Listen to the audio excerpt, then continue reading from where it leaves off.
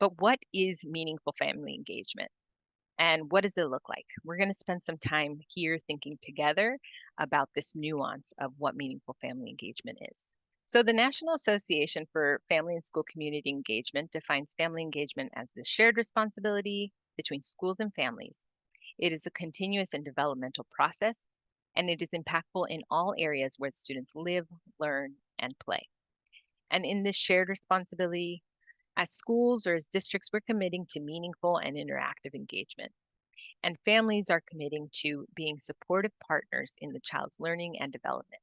So, the shared responsibility, these are often unspoken commitments that remind us that we're in dynamic relationship with the families just by extension of the work. So, let's reflect and think about what does family engagement look like in your school community. Now, family engagement can look like a lot of different things. I know that as I reflect back into my early years in education as a classroom teacher, I can say that some of the relationships with families were a little bit strained because a lot of engagement happened on informing them about programs and practices that were happening, but not really involving them. And when they were being involved, it was unfortunately mostly around corrective or discipline issues, and so the relationships that we had with some of our families at the environment that I was in were a little bit tense just because we weren't really making those strides to be collaborative and really think about what they needed to support their young person. It's important for us to remember that it's not family engagement, it's really engagement with the families, right? Working towards collaborative and dynamic relationships with families where we're united under the same purpose, the well-being of the young person that we are all in care of. But with everything that, folks have on their plates, we know that engaging families can be challenging, especially in recent years where there's been so many obstacles that families and schools have had to adapt to quickly. And so to be able to plan for successful collaboration and to build towards those meaningful relationships with our families, we want to start or connect back to what barriers may be in existence or may be coming up as context changes so that we're able to engage them successfully with the realities that we're all tackling. And yeah, I'm seeing time. And I know that that is usually the unifying challenge for all of us is time. It takes so much more time to add, some of those pieces of family engagement. But when we're really able to build it in, that's great. But we know that also parents and family time is very challenged with all the commitments that they have. So finding the right time or the flow of when we connect.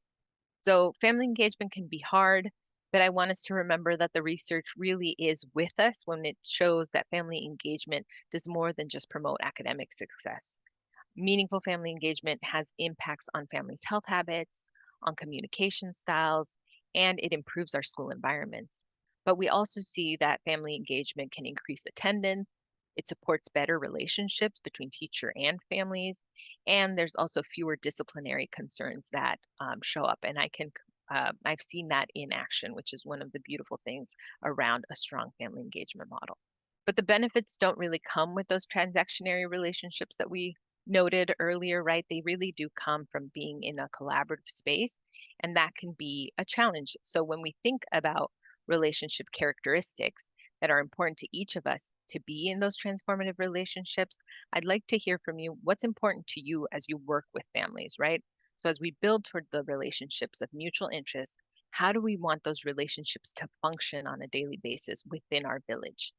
Uh, but I know that one thing for me that's really important, both individually and then in this community that I'm hoping to build with families, is to have clarity around the channels of communication, the purpose, and the goals, right? So always leading with purpose and goals so that folks know how they connect to what we're asking of them, but also really navigating those channels of communication. So as you were naming some of those things in the chat, right? If we have folks of different cultures within our village, our school community, then how do we make sure that communication is accessible to them in the way that it lands?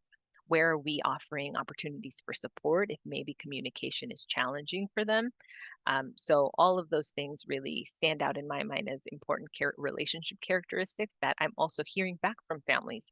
What's working, what's not working, what their purpose for certain meetings are, and what their goals are as we discuss and as we connect. And so keep in mind kind of what those relationship characteristics are for you that would support you in building this village.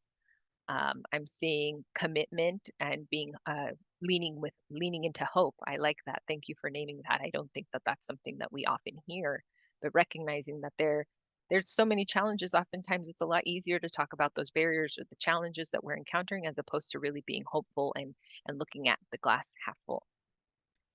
Trusting partnership in the best interest of the student, communication, a partnership mindset, consistency in communication. Yes. Thank you. Yeah, basing it on family needs.